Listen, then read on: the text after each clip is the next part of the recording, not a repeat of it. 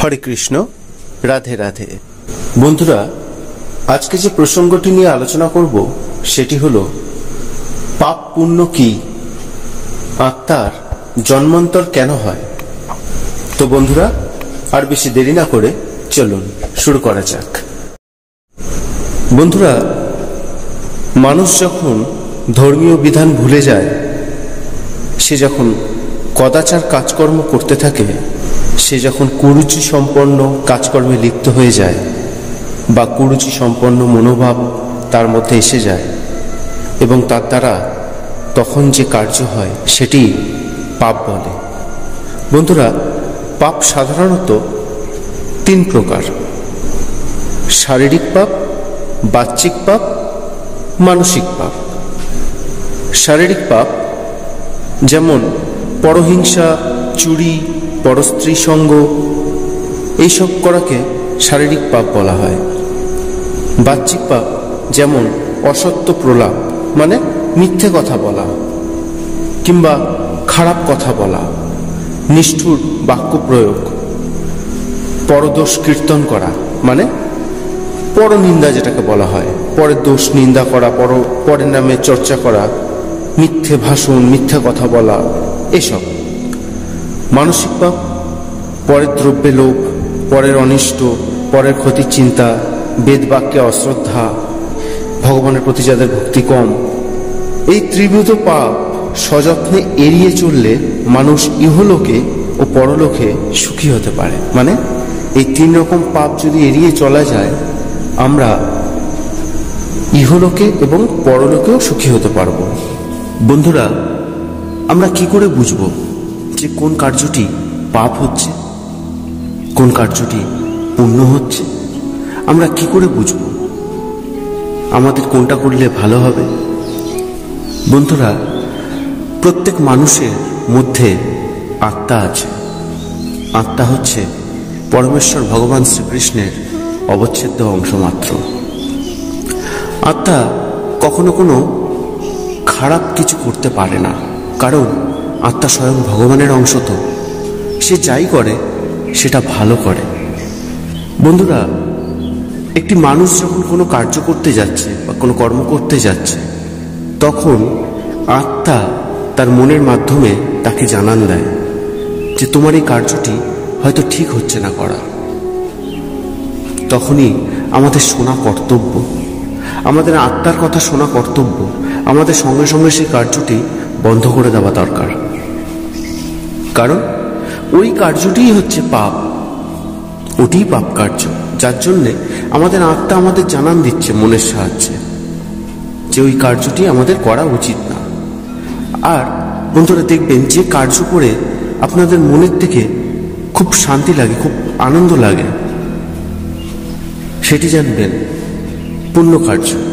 কারণ যখন মানুষ কোনো পূর্ণ কার্য করে, কর্ম করে, আত্মা তখন মনের সাহায্যে জানান দিয়ে দেয়, তখন সেই মানুষটির মনে আনন্দ জাগে, আধ্যাত্মিকতা জাগে, আরো বৃদ্ধি পায় আধ্যাত্মিকতা। তো বন্ধুরা, এইভাবে আমরা জানতে পারবো কোনটি ভুল হচ্ছে, কোনটি পাপ হচ্ছে, কোনটি পুণ্য হচ্ছে।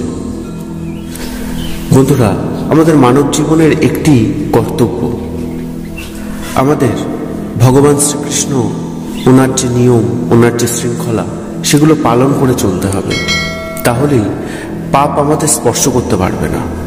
বন্ধুরা, অনেক সময় এমন দেখা যায় যে কোনো নিরীহ মানুষের উপরে অনেকজন শক্তিশালী মানুষ মিলে অত্যাচার করছে। এটির মতন মহাপাপ আর কিছু হয় না।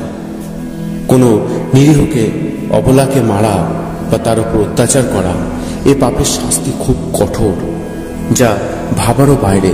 গরুড় পুরাণে এসব শাস্তির পুরোপুরি ব্যাখ্যা দেওয়া আছে, কোন পাপের কি শাস্তি। বন্ধুরা, অনেক সময় আমরা দেখি অবলা জীবজন্তুর উপর অনেক মানুষ আছে যারা অত্যাচার করে বা অত্যাচার করছে। এরকম মানুষ আছে, তারা যে পাপ করছে বা তাদের যা পাপ হচ্ছে, এ পাপের কোনো নিস্তার নেই, এ পাপের শাস্তি আরো কঠোর। ভগবান শ্রীকৃষ্ণ স্বয়ং বলেছেন যে অবলা প্রাণীকে বা পশুকে তুমি হত্যা করছো, তাকে মারছো, পরজন্মে তুমি সেই পশু হবে এবং সেই পশুটি মানুষ হবে। এবং সে তোমাকে হত্যা করবে।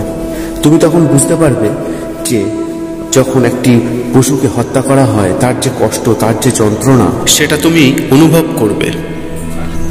বন্ধুরা, এই যে পাপ, এই পাপ অনেক মানুষ আছে যারা হয়তো খুব ছোটবেলায় কোনো পাপ করে ফেলেছে, হয়তো সেটা অনেক ছোটবেলায়, কিন্তু সেই পাপটা হয়তো এখনো তার মনের মধ্যে আছে, তাকে মাঝে মাঝে স্মরণ দেয়। সে তখন খুব যন্ত্রণায় ভোগে, কষ্টে ভোগে। সে পাপের কথা সে কোনো কারণে ভুলতে পারছে না। এর ফলে হচ্ছে কি, এর ফলে মানুষটি আরো দুর্বল হয়ে পড়ছে, সে ভক্তি মার্গ থেকে আরো সরে আসছে। বন্ধুরা, এরম যদি হয়ে থাকে কারোর সাথে, অবশ্যই তখন রাধা রাধা জপ করবেন।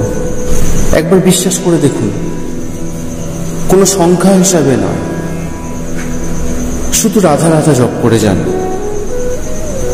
আস্তে আস্তে রাধা রাধা রাধা রাধা জপ করে যান, আপনি দেখবেন রাধা রাধা নাম জপ করলে বন্ধুরা পাপের এত বড় সাধ্য নেই যে সামনে আসবে সে।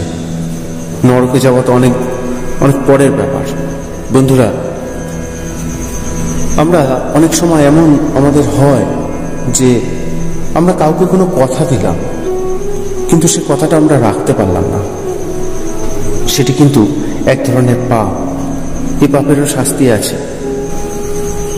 বন্ধুরা, এই যে পাপ, পাপ মানুষ করে কেন? দেখুন, আমরা যখন ঘুমাচ্ছি, আমরা মানুষরা যখন ঘুমিয়ে পড়ছি, আমরা কিন্তু ঘুমের ঘরে অজান্তেও পাপ করছি।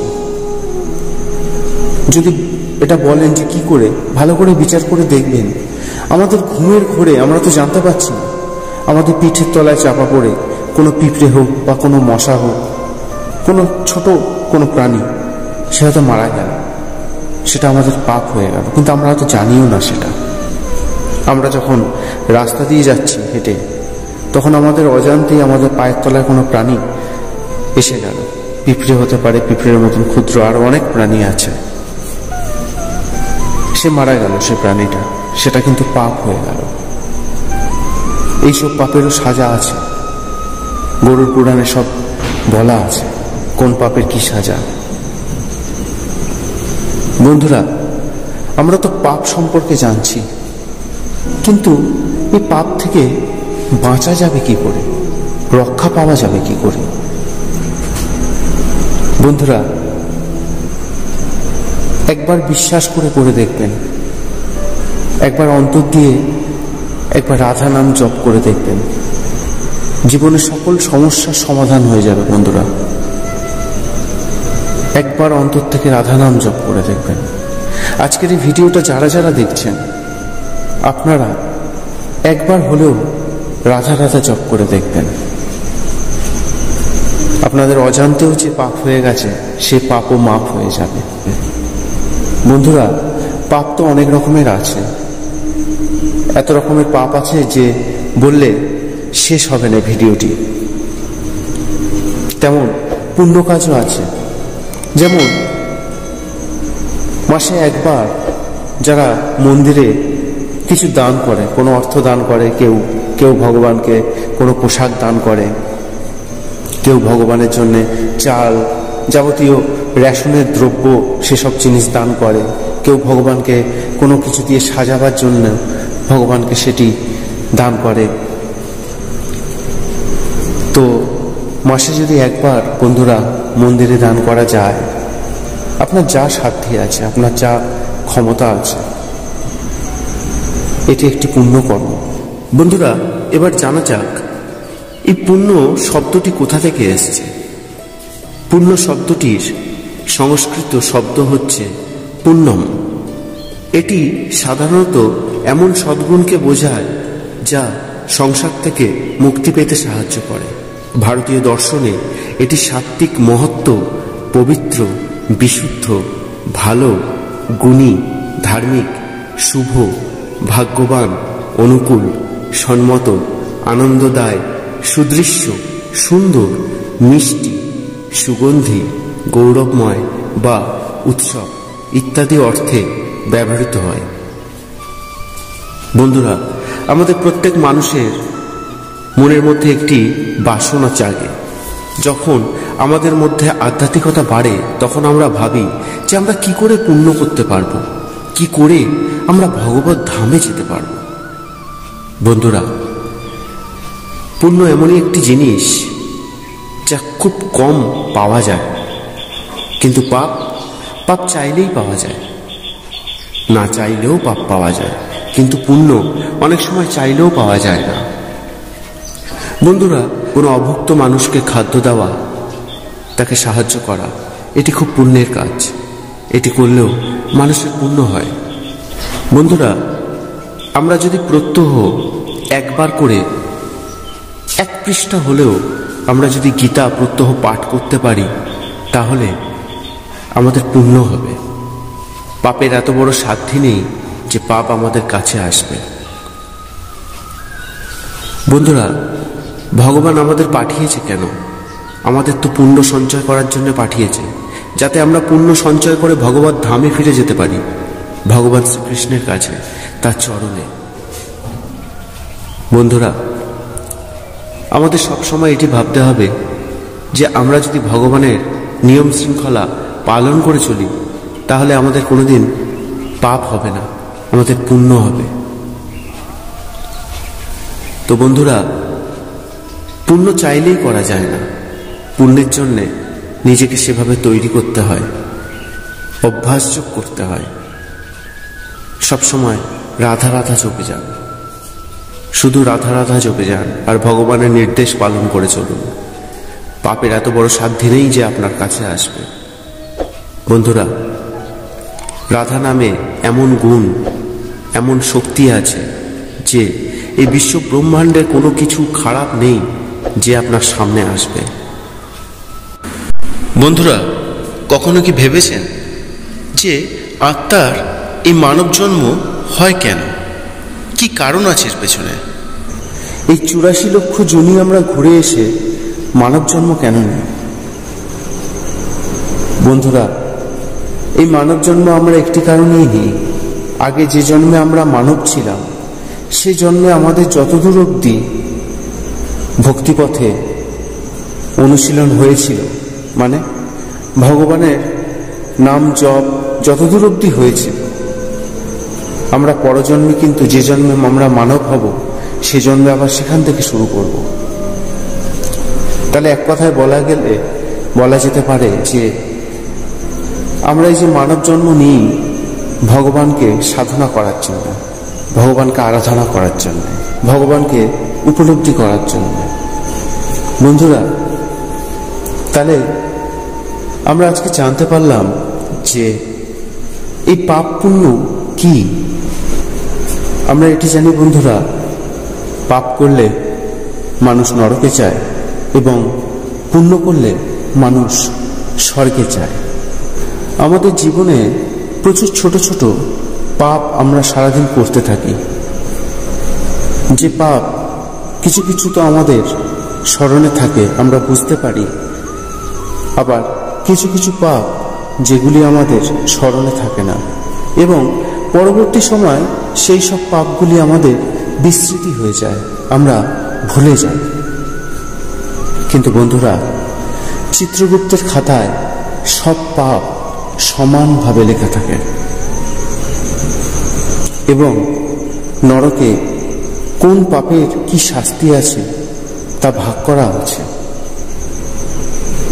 আমরা তো দিনের মধ্যে 24 ঘন্টাই পাপ করছি, কিন্তু আমরা একবারও ভাবি না যে এই পাপ থেকে কি করে নিষ্কৃতি পাব, এই পাপ থেকে কি করে রেহাই পাব, আমরা একবারও ভাবি না। বন্ধুরা, রাধা নাম জপুন, শুধু রাধা রাধা করে যান। আপনার জ্ঞানে অজ্ঞানে যা যাবতীয় যত পাপ করেছেন সব পাপ নষ্ট হয়ে যাবে, সব পাপ ধুয়ে যাবে। বন্ধুরা, রাধা রাধা চোখে দেখুন, জীবন পুরো পরিবর্তন হয়ে যাবে। বন্ধুরা, তাহলে আজকের আমরা এই ভিডিও থেকে জানতে পারলাম পাপ পুণ্য কি, আত্মার জন্মান্তর কেন হয়। তো বন্ধুরা, আজকের ভিডিওটি এটুকুনি। দেখা হবে পরবর্তী ভিডিওতে। হরে কৃষ্ণা, রাধা রাধা।